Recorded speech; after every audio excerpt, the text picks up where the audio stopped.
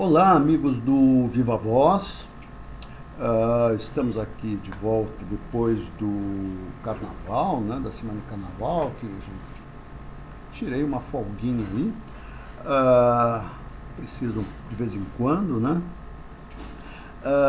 Para falar de vários assuntos. O primeiro sou eu mesmo, quer dizer, eu mesmo não, mas quero fazer um pouco propaganda do meu curso que se chama Cinema, História e Linguagem. É um curso anual, vai começar esse ano um pouquinho atrasado, no dia 7 de março. Ele é dado hoje em dia via Zoom, né? E quem se interessar, são 40 aulas, né, que a gente dá uma visão geral do cinema, dos encontros entre cineastas ou escolas, de como uma incide sobre a outra e tal. Às vezes um cineasta sobre o outro, como uma ação, né, declancha uma outra, né? Enfim, é fazer essa ligação, porque o cinema todos nós gostamos e assistimos, nascemos dentro, nós nascemos no meio, todo mundo nasceu no meio da história, né? Tirando os irmãos Lumière, né? Mais ou menos todo mundo nasce no meio dessa história. Então a gente vai navegando, né? Isso daí acho que ajuda um pouco na navegação. Então, se alguém tiver interesse,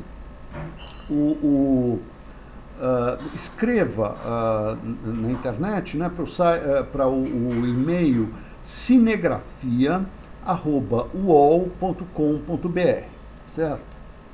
Lá eu passo todas as informações, valores, o diabo a 4 dias, etc. Né? Bom, dito isso, falemos das coisas, e aí começando pelas coisas tristes, né, que é a morte do Geraldo Sarno por Covid, aos 83 anos, 82, entre 82 e 83 anos. Ele estava para fazer anos agora em março, né? Uma pessoa interessantíssima, né? Como de um modo geral são os cineastas daquela geração, né? Grande geração do cinema novo e proximidades, né?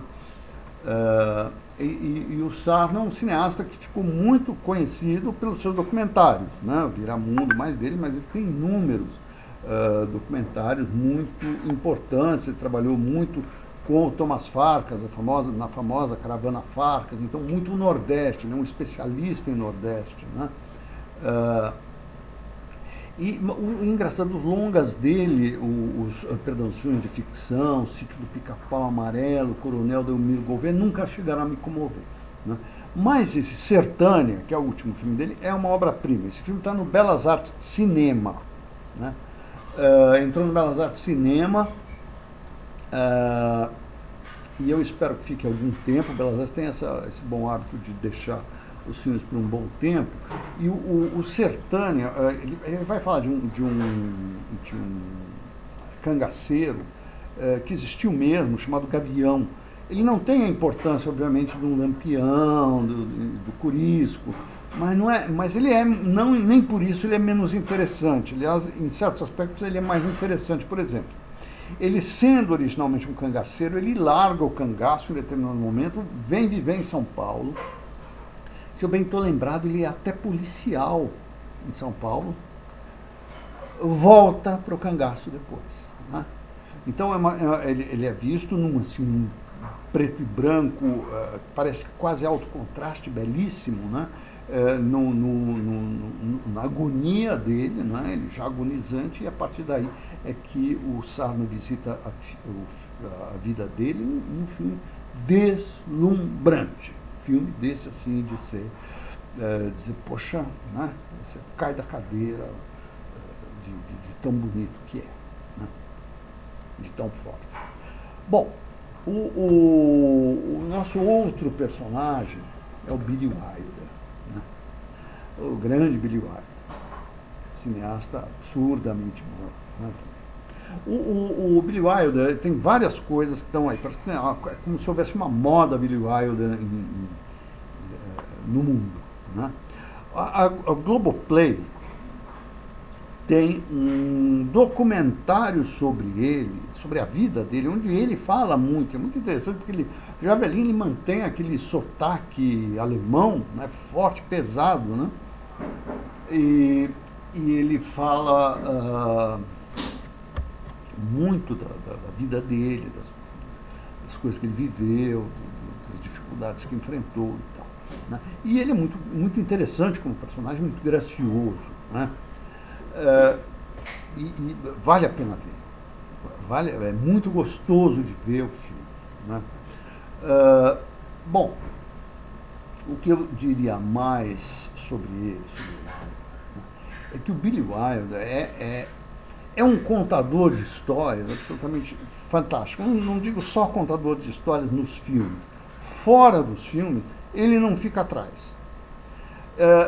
Para mim, o momento mais genial que eu já vi do Oscar foi quando ele ganhou aquele Oscar especial de fim de carreira, né? Que dá uma homenagem mesmo à obra do cara, né? E ele ficou coisa de 15, 20 minutos lá em cima contando a história de como ele entra nos Estados Unidos. Ora, você fica falando muito no Oscar, os caras não gostam, né? 15, 20 minutos ele contando a história da entrada dele nos Estados Unidos, que aliás é rocambolesca, né? Ele foge da Europa, ele era judeu, ele é alemão, judeu-alemão, foge da Alemanha, vem para os Estados Unidos, vem para o México, né? Chega no México, e do México ele tenta entrar nos Estados Unidos. Quer dizer que essa história desse muro não é tão recente assim. Não foi fácil a entrada dele nos Estados Unidos, né? Ele entra, ele conta toda a história. É uma coisa. Eu ainda vou atrás disso no YouTube, que eu adoraria rever, né? São duas das cerimônias desse Oscar especial, que aliás eu acho que uma das grandes besteiras que fizeram foi tirar essa premiação especial de lá. Imagina, né, você vem o Kurosawa, vem o Fellini, fica lá numa salinha, recebe uma coisa, ganha um almoço e vai embora. Que fez muito bem o Godard de não aceitar. Vai tomar banho, manda para casa. Vocês querem me dar? Manda lá em casa, né? Pelo correio e tal, né? Eu acho isso fim da picada. Mas a do Fellini também foi linda, né? O Fellini dialogando com a Giulietta Massina, que estava na plateia, né? E também ele adorava. Mas o Billy Wilder é muito especial, Bom, mas passemos. O Billy Wilder, a parte da biografia, né? Ele está com vários filmes. O Prime Video tem Quanto Mais Quente Melhor, tem Se Meu Apartamento Falasse, e tem mais alguns filmes dele, né? Quando eu não cito todos, eu só estou citando assim os que são mais, né, badalados, mas tem vários filmes que são menos vistos, que são interessantes também, que vale a pena ver nessa turma. Então esses daqui são o documentário do Globoplay, né? Esses dois de que eu falei, mais 8 e mais outros, são do Prime Video, né? E agora no Belas Artes à la carte está entrando uma série também de filmes dele, né? Crepúsculo dos Deuses, Pacto de Sangue, A Montanha dos Sete Abutres, que é um filme menos conhecido, talvez até, mas muito interessante, né? Então tem vários filmes dele entrando ali que valem a pena. E também tem do tempo que ele era roteirista, porque ele começa nos Estados Unidos como roteirista, né? E aliás, tem lá na biografia, tem essa parte muito interessante, que ele, quando começa nos Estados Unidos, ele faz dupla com Charles Brackett. E o Billy Wilder, além de ser um judeu alemão, era um cara progressista, né? E o Charles Brackett era bem reaça ao que diz o documentário, né? Então, eles brigavam muito, mas produziram filmes de resultado magnífico, né? Vou citar os três que estão lá: o Ninotchka e a oitava, que é mais conhecido até, mas que é a comédia, né, célebre da Greta Garbo, né? Ela faz uma camarada, né, que vem da Rússia, se deixa seduzir pelas seduções do Ocidente, né? Mas ela é uma durona, então isso torna uma coisa mais legal. e A Oitava Esposa do Barba Azul, que é um outro filme. Os dois filmes são do Lubitsch, um melhor que o outro, né? O Lubitsch, aquela humor, né, sempre muito sutil, né? Tem uma sutileza, uma elegância, mas ao mesmo tempo uma coisa que vai, né, que vai entrando, sutilmente chega lá, né? Ele é um cara realmente, é o pai da comédia, sobretudo da comédia dita sofisticada, né? Então tem esses dois filmes dele, e tem Bola de Fogo do Howard Hawks, que é menos, não é exatamente uma comédia sofisticada, mas está mais para comédia maluca, mas é muito boa também, como aliás costumam ser as comédias do Hawks, né? E são dois cineastas, né? Sobretudo o Lubitsch marcou muito o Billy Wilder, né? Billy Wilder, mas é interessante nessa porque depois ele termina o contrato dele, se não me engano, com a Fox, qual era a companhia, e aí ele deixa o Charles Brackett, né? E vai fazer, encontrar, né, a sua alma gêmea, que é o I.A.L.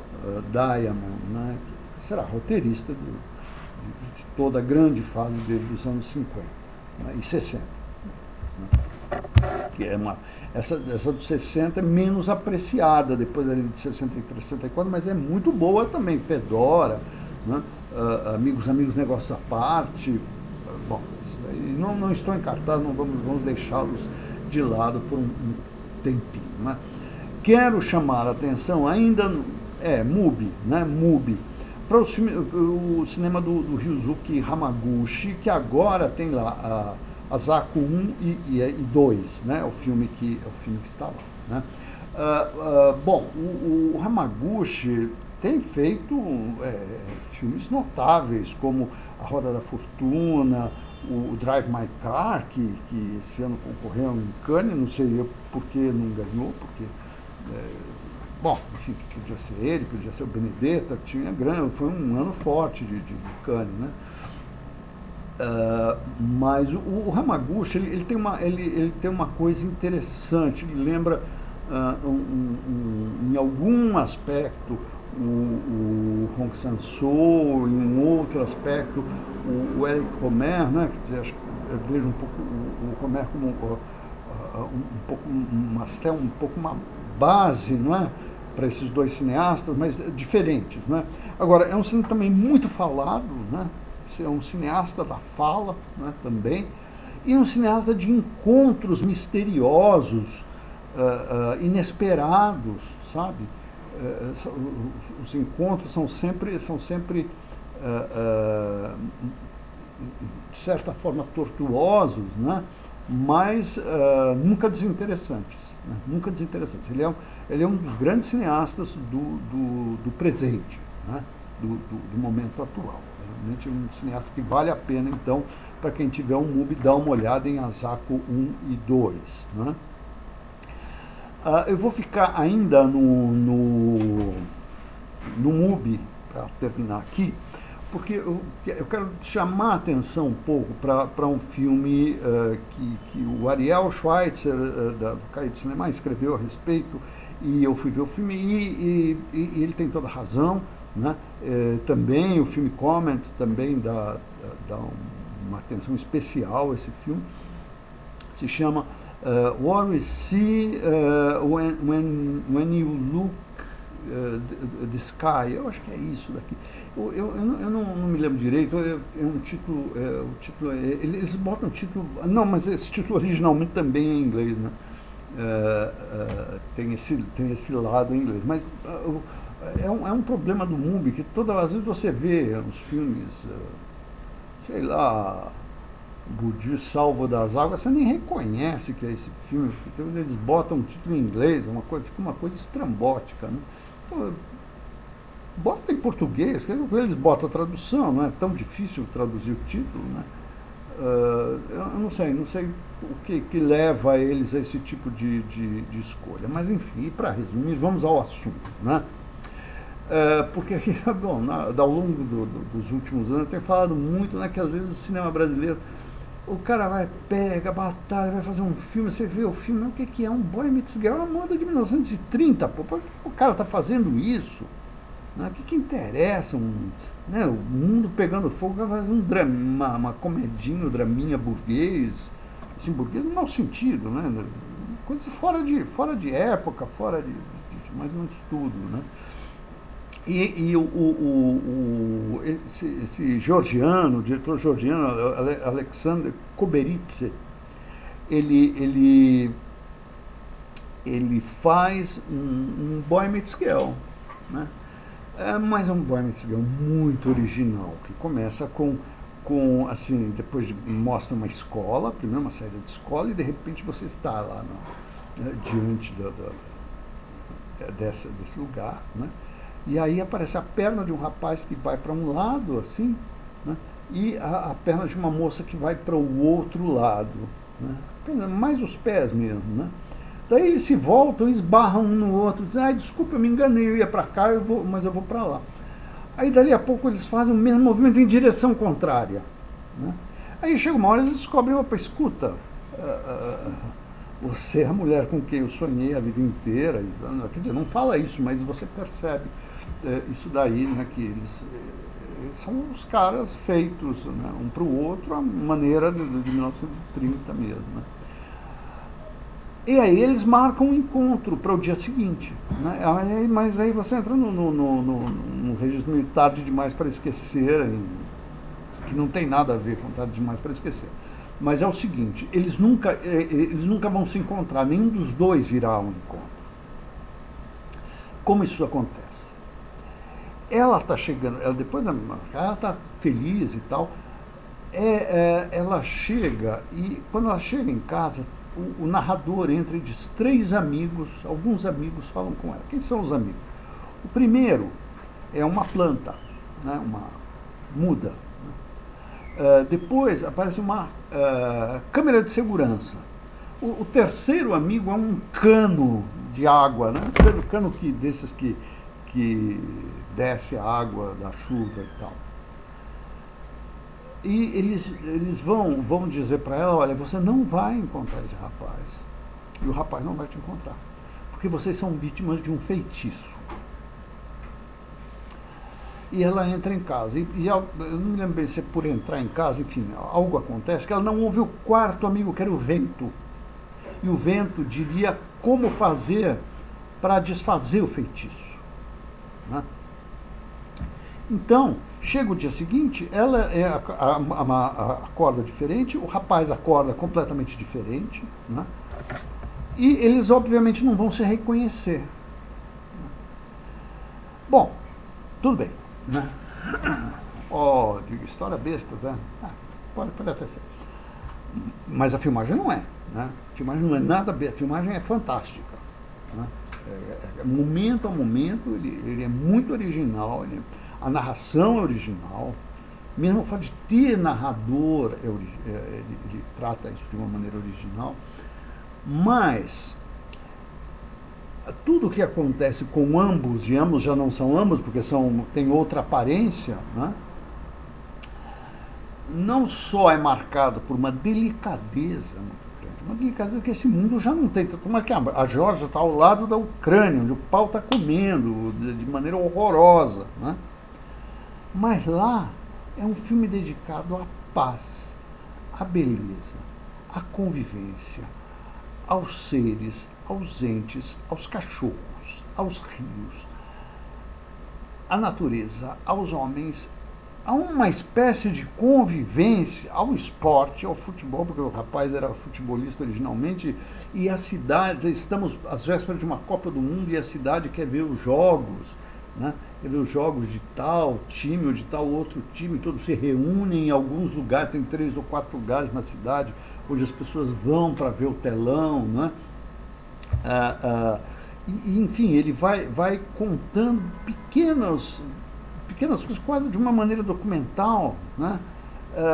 Pequenos acontecimentos, todos de uma beleza, de uma delicadeza, de uma singeleza extraordinários, que fazem dele também um cineasta que a gente tem que acompanhar, que é notável, que É muito interessante.